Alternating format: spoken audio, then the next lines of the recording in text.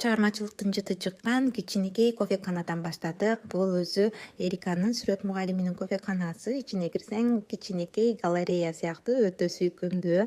Анан бул жерден биз бир суу сундук, бир кофе алып, эс алып ары карай жөнөдүк. Анткени биздин план башкача. Баса бул кичинекей кофекана болсо дагы кофенин баасы анча мынча Starbucks же болбосо кымбат кофелердин баасындай эле турат. Анткени ушул уютка акча төлөйбүз. Андан өтүп биз мынтип паркка келип калдык. Паркка келсек кишилер көп экен. Аба ырайы сонун мүмкүнчүлүк берип турган кез. Негизи Кореяда аба ырайы көп мүмкүнчүлүк бербейт жаратылышка чыгып эс алганга. Анан бул жакта бир аз ойной эле десек, Эрика көңүлдөнгөн жок. Анткени Эриканын башка максаты бар. Ары карай жүрүп мени алып жөнөдү. Ал жакта Эрикага өтө кызыктуу бир нерсе бар.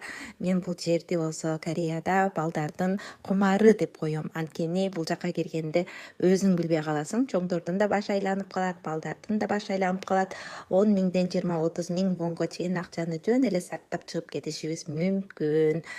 Бир харт тартканда 1000 вон, 2 тартканда 1000 вон деп отуруп баягы көп акчанын башы чыгып кетет. Бирок бүгүн биз 10 миң вонду гана расходтойлук дедик. Анткени көчө болсо бул жака келип акча сарптап бул оюнчукту утуп алганбыз. Тагыраак айтканда кармап алганбыз. Анан мынакей кымар деп ушуну айтат. Ошол оюнчуктун күчү менен бүгүн келип калдык. Анан бүгүн 10 миң вонду расходдоп эчтеке утпай калсак, бул жакта окуучулар өздөрү кармаган оюнчугун Эрикага берип койду. Балдар силерге кереги жокпу десем, жок кереги жок, биз жомойдук дейт. Андан өтүп биз корейский vibe. Бул жака келбесек кандай болот? Бул жака келип элдердин баары сөзсүз сүрөткө түшөт. Анан мен дагы кызым менен бул жака келип бир сүрөт чырк этип койдук. Бул жердин эмнеси жакшы? Боюнбосоң деле өздөрү автоматтык түрдө фотошоп кылып берет, өзүң супсулуу болуп чыгарып коет. Андан кийин китепканага келип калдык. Китепканада чөкөйлөрдү көрүп эле ичинде адамдар канча бар экенин билип койсо болот. Бул балдарга тиешелүү бөлмө. Кааласаң отуруп алып окусаң болот, кааласаң жатып алып окусаң болот. Бардык шарттар түзүлүп, ичинде суусу дагы бар. Анан мындай китепти 2 жумага ижарага алып кетсең болот. Ижара бекер.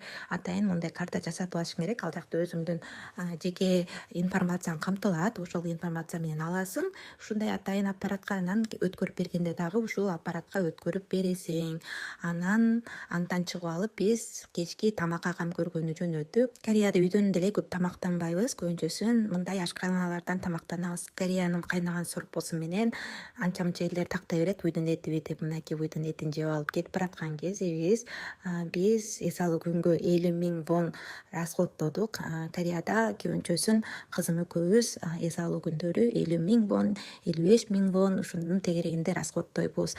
Сиздер канча сом, каякта, кандай расходтойсуңар, каяка эс алып чыгасыңар, комментарийге жаза кетиңиздер. Ошентип бизге